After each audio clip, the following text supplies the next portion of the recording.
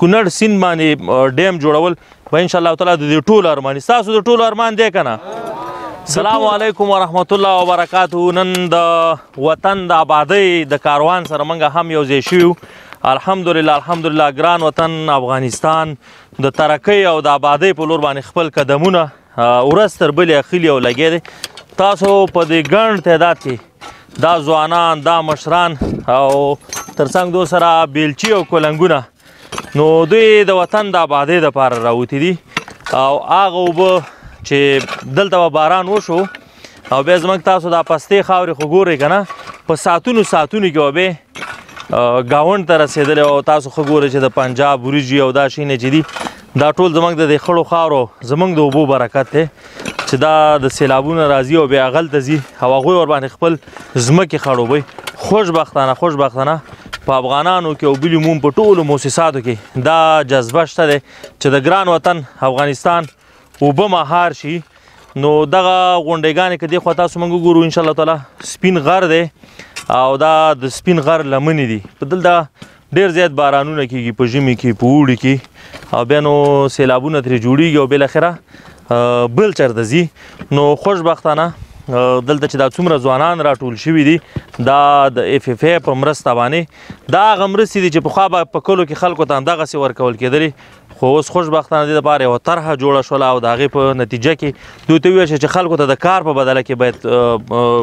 خوراکي مواد ورکول شي یا ورته پیسې ورکول شي. نو دلته په دې غونډې کې دا خلک لګیا دي، دوی د اوبو دپاره واړه بانکونه جوړوي. دې کې به انشاءالله تعالی د بارانونو دغه اوبه پکې ذخیره کېږي. بیا که لاندې طرف ته موږ وګورو دغه کاریزونه دي، دلته چې دی د اوبو ډنډونه جوړ شوي دي. بالاخره هم دلته چې کومې اوبه ذخیره کېږي دغه اوبه زموږ ځمکې ته سپورټ ورکوي. موږ همیشه د ځمکې څخه اوبه راخلو. تاسو وګورئ چې د افغانستان په ګوټ کې ډېری دښتې هغه د سولر په ذریعه باندې د ځمکې څخه اوبه کېږي، خو هیچا هم تر اوسه پورې دا هڅه نه ده کړې چې څنګه کولی شو چې موږ ځمکې ته سپورټ ورکوو. نو دا خلک چې دي ځمکې ته سپورټ ورکوي د باراني اوبو د امله. که د یو کور کې د کوټې په سر باندې باران وشي که نه، 1 ساعت 2 ساعته ناوی چوړېږي. هغه د ناوو چوړار خو به مو اورېدلی، بیا د دومره غونډه اوبه دا چې راجمع کړي دې نه ډېر دې نه سیلابونه جوړېږي او بالاخره دا بل چېرته ځي. نو دا به اوس انشاءالله تعالی چې باران کېږي په دې کندو کې به ذخیره کېږي او همدغه ځمکه به جذبوي او بیا به انشاءالله تعالی څاګانې، کویان، چیني دا ټول به چې دی د دې څخه به سپورټ کېږي، اوبه به راوځي او زموږ ځمکې ورباندې خړوبېږي. نه دا چې یوازې تاسو ګورئ چې په افغانستان کې هر کال ډېری خلک سیلابونه وړي، سیلابونه تخریبونه کوي، پلونه، سړکونه د خلکو ځمکې خرابوي. نو انشاءالله تعالی هغه سیلابونه به مهار شي، اوبه به دلته ذخیره کېږي، سیلاب به ترې نه جوړېږي، زموږ ځمکه به سپورټ کوي. نو دلته تقریبا تر 80 پورې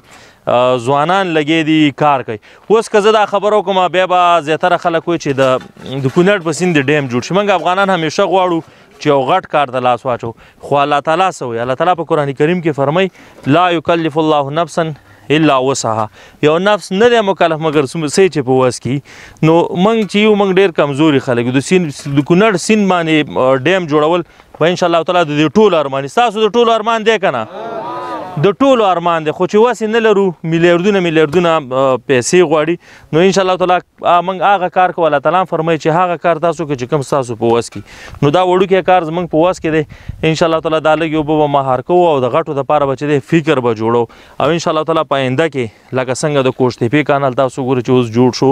دې ترڅنګ په لغمان کې په یو ډېر ستر کانال باندې کار شروع دی. دا د IMF په قرضونو باندې نه جوړېږي، دا د افغانستان په خپل داخلي امکاناتو باندې الحمدلله جوړېږي. نو یوه ورځ به وشي چې موږ د کونړ په سیند باندې د اوبو یو ډیم جوړ کړو، د هغې څخه نیرونه راپورته کړو. اوس افغانان په دې باندې پوه شوي دي چې موږ وایي هغه غوا چې میخه چې ځورې کټی به ورته وخی که نه. نو اوس چې دشمن چې ځورې د اوبو د مهار خبره به کې او دغلته ټول انشاءالله تعالی ټول په دې نیت باندې راوتي چې دلته د اوبه مهار شي، د دې نه سیلابونه جوړ نه شي. تاسو ګورئ دې خوا داسې دا خوړونه دي، په دې کې دا سیلابونه ځي ګاونډ ته ځي که نه. نو انشاءالله تعالی دا اوبه به مهارېږي او یو وخت به یو ځل بیا به لکه څنګه چې د افغانستان نوم دی شین او سمسور یا ګرین افغانستان، نو انشاءالله تعالی د دې نه به یو شین افغانستان جوړېږي او هڅه به مو دا وي چې ان شاء الله تعالی د نورو ملګرو دوستانو په مرسته باندې موږ یا نور داسې یو افغان وتوانېږي چې په دغه ځایونو کې بیرې وکړي یا نور داسې ونه چې په غونډو کې کېږي د باراني ونو نه نو یو وخت که الله تعالی کول دغه غونډۍ به په یو شنې غونډۍ باندې بدل شي افغانستان به په یو شین افغانستان باندې بدل شي نو دلته یو څو ملګرو سره هم خبرې طبیعتونه دې ښه دي کلاري ده ماشاءالله په ګردونو کې خو دې ځان ښه دغه کړی دی دلته مې چې د ځوانانو جذبه ولیدله پخوا به داسې هغه و چې خلکو به زه د ماسې کار دی کار نه کوو خو اوس هغه فکر او مفکوره ختمه شوې د افغانان په دې باندې پوه شوي دي چې وطن ته باید کار وکړو څومره وخت کېږي دلته مصروف یې دا تقریبا د دې راوند خو د څلورمه میاشت چې مصروف یو دلته او دوه راونډه مخکې تیر شوي شپږ میاشته دا تقریبا چې دا 14مه میاشت ښه 14مه میاشت که چېرته څلور میاشتې دا کار نه وی تا به څه کولی ایران ته به تللی که ترکیه ته که اروپا ته به په قاچاقي لارو باندې تللی حتما چې سړی اوزګاري وي خوند خونپورې کېږي بلکل نو بس بیا به همدې ته مجبورېدو چې ایران او یا بل ملک یا بل ملک خو اوس الحمدلله خپل وطن دی خپل وطن کې کار کوو او خوشاله یو په الحال لکه ته خو په دې کې فی الحال دغه د کار هم کوې که نه دا څومره ګټورې دي دا کندې دا کندې خو ډېرې ګټورې دي ځکه چې د اوبو معیارول دي او بل دا دې سره د اوبو سطحه هم راجګېږي بلکل په کومې ځمکو کې چې په نارمل وخت کې په 10 مترو کې اوبه راوځي نو چې دا کانالونه جوړ شي نو انشاءالله هغه سطحه اوه اتو ته راخېږي او که نه بلکل په افغانستان کې د اوبو سطحه چې دا ډېره لاندې روانه ده نو دلته دغه لاندې مې چې تاسو ولې تاسو یو کاریز هم جوړ کړی دی پخوا دا کاریز وچ و اوس پکې اوبه را پیدا شوي دي نو د همدغې کارونو برکت څو کسان دلته تاسو مصروف اوسئ تقریبا 15 نفر دلته 15 نفر که دا کار نه وی دا 15 به هم په دیرو کې پراته وی غیبتونه به یې کولې بس همدا به یې کول ښه په نور هغه مؤسسات چې پیسې یعنې داسې لږې بې ځایه مصرف لکه په تېر کې هم ډېر بې ځایه پیسې مصرف شوي دي اساسي کارو باندې شوی د هغو نه د غوښتنه څه ده د هغوی نه غوښتنه دا ده چې همدغسې په ښه کارونو باندې ولګېږي بنیادي کارونه باید وشي دا نه چې